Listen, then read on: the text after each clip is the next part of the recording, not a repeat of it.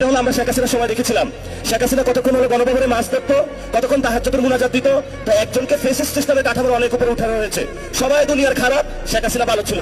এখন এই পরিস্থিতি দেখতে পাচ্ছি, সবাই খারাপ, কেউ চান্দাবাজ, কেউ দুর্নীতিবাজ, কেউ সন্ত্রাসী, কিন্তু একজন আল্লামা উপস্থিত হয়েছে, উনি সব ভালো। উনি ট্রাফিক সিগন্যালে দাঁড়িয়ে যান, বিদ্যুৎ কমিয়ে দেন, সবকিছু উনি ভালো কাজ করে। কিন্তু আমি আপনাদেরকে অনুরোধ করবো, আপনারও মেয়ে সন্তান আছে 2 জন, আপনার ওয়াইফ আছে, আমাদের মা বোন আছে, অনেক কষ্টের জায়গা।